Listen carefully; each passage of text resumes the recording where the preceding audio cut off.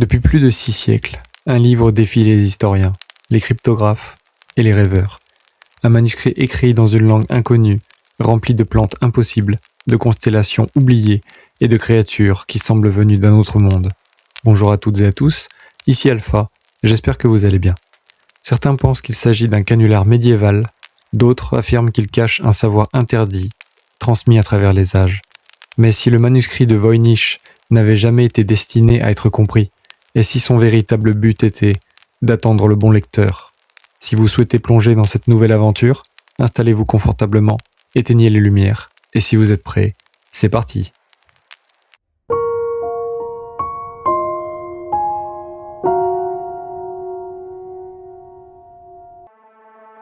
Le manuscrit de Voynich apparaît officiellement au début du XXe siècle. En 1912, un antiquaire nommé Wilfrid Voynich découvre un étrange ouvrage caché dans une collection oubliée d'un collège jésuite en Italie. Le livre semble ancien, très ancien. Ses pages jaunies contiennent des centaines d'illustrations incompréhensibles et surtout, une écriture inconnue.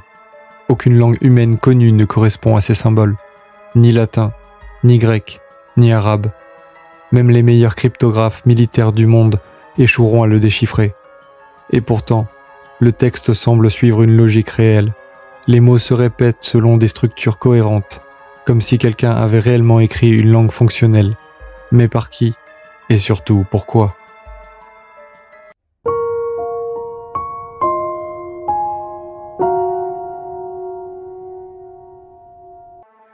Une grande partie du manuscrit est consacrée à des illustrations botaniques.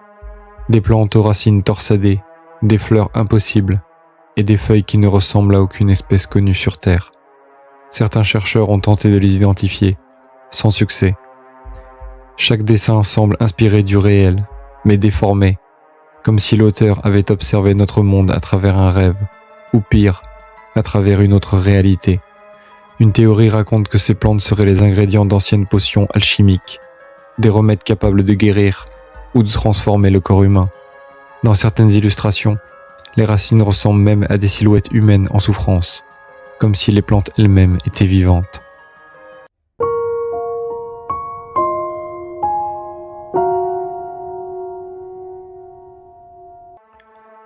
Plus loin dans le manuscrit apparaissent des scènes encore plus troublantes.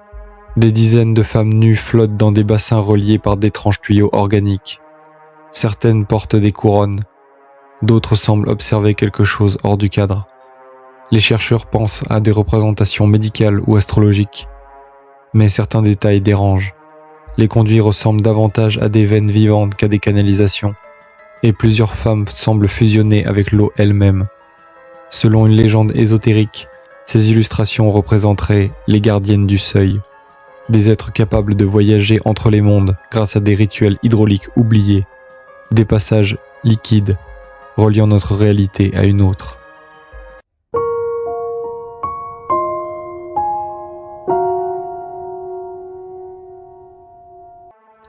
Pendant la Seconde Guerre mondiale, plusieurs experts en cryptographie tentent de casser le code du manuscrit de Voynich. Les mêmes hommes qui décryptaient les messages secrets nazis. Tous échouent. Le texte semble bien trop complexe pour être un simple faux, mais trop étrange pour être une vraie langue humaine. Certaines analyses modernes révèlent même une chose inquiétante. Le manuscrit respecte les lois statistiques naturelles du langage, comme si l'auteur maîtrisait parfaitement une langue, inconnue de l'humanité. Une théorie plus sombre affirme que le texte ne doit pas être lu normalement, mais activé, comme une clé, une séquence destinée à ouvrir quelque chose.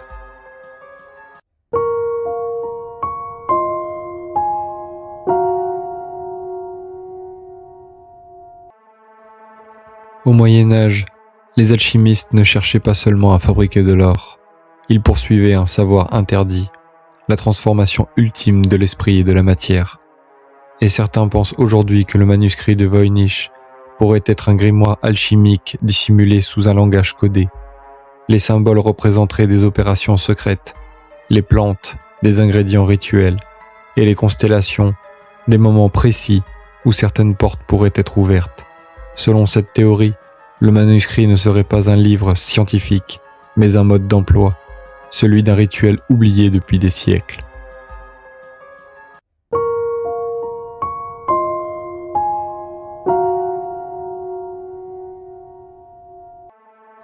Plusieurs pages du manuscrit montrent des cartes astronomiques étranges, des constellations connues, mélangées à d'autres totalement impossibles.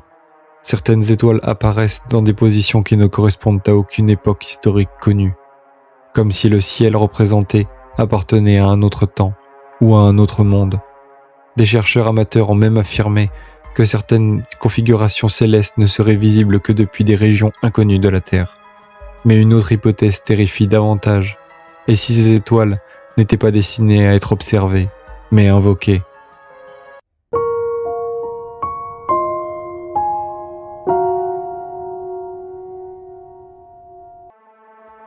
Une vieille rumeur raconte qu'un moine du XVe siècle aurait tenté de traduire le manuscrit. Pendant des semaines, il se serait enfermé seul dans une cellule monastique. Les autres religieux l'entendaient parler la nuit, dans une langue inconnue. Puis un matin, il aurait disparu, sans laisser de traces. Dans sa chambre, les moines auraient retrouvé des symboles dessinés sur les murs, exactement les mêmes que ceux du manuscrit, et au centre de la pièce, un cercle noirci, comme brûlé de l'intérieur.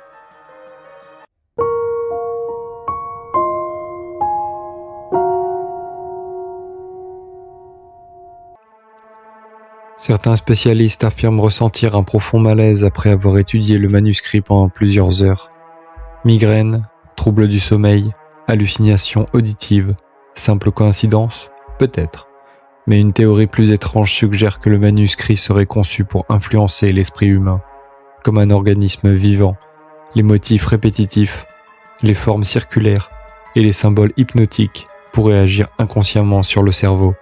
Le livre ne chercherait donc pas à transmettre des informations, mais à modifier celui qui le lit.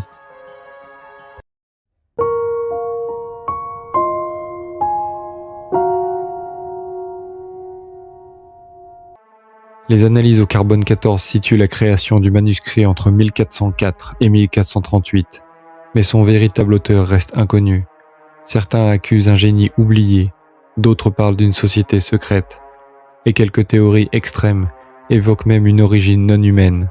Pourquoi? Parce que certaines structures du texte semblent trop avancées pour l'époque médiévale, comme si quelqu'un possédait des connaissances en linguistique moderne plusieurs siècles avant leur découverte.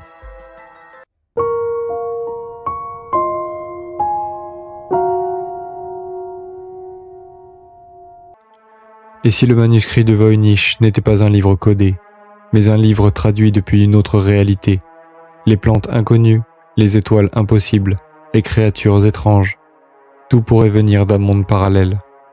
Un univers presque semblable au nôtre, mais légèrement différent. Certains passionnés vont encore plus loin. Ils pensent que le manuscrit serait apparu après une tentative de communication entre dimensions, un message transmis accidentellement, depuis ailleurs.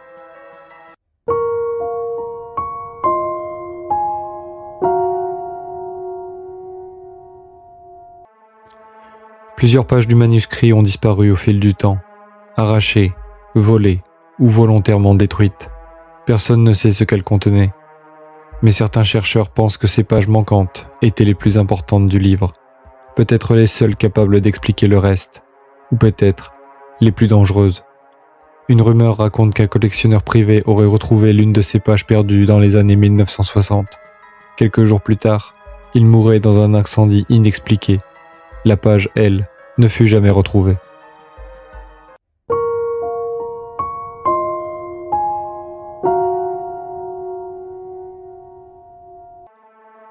Malgré des siècles de recherche, le manuscrit de Voynich reste officiellement indéchiffré.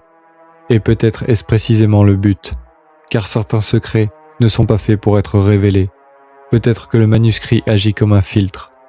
Seuls certains esprits pourraient comprendre son véritable message. Et si quelqu'un parvenait enfin à le lire, que découvrirait-il?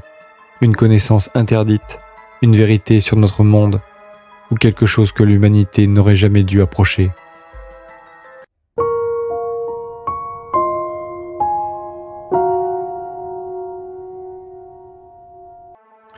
Aujourd'hui encore, le manuscrit de Voynich repose dans une bibliothèque sécurisée, silencieux, immobile, comme s'il attendait. Des milliers de personnes ont tenté de percer son secret. Toutes ont échoué. Mais peut-être que la vraie question n'est pas « Que contient ce livre ?» La vraie question est, pourquoi existe-t-il? Et si un jour vous croisez ces pages, oseriez-vous vraiment les lire? Le manuscrit de Voynich demeure l'un des plus grands mystères de l'histoire de l'humanité. Un livre sans auteur, sans traduction, sans explication. Mais chaque mystère possède une clé, et certaines portes devraient peut-être rester fermées. Si cette vidéo vous a plu, pensez à laisser un like et à vous abonner à la chaîne pour ne pas manquer les prochaines histoires. Et si vous avez des idées de mystères que vous aimeriez voir dans une prochaine vidéo, écrivez-les en commentaire. Alors dites-moi, pensez-vous qu'il s'agit d'un simple canulaire médiéval ou d'un message venu d'ailleurs? Merci d'avoir regardé. Pensez à activer la cloche pour ne pas manquer les prochaines vidéos. À très bientôt pour une nouvelle histoire.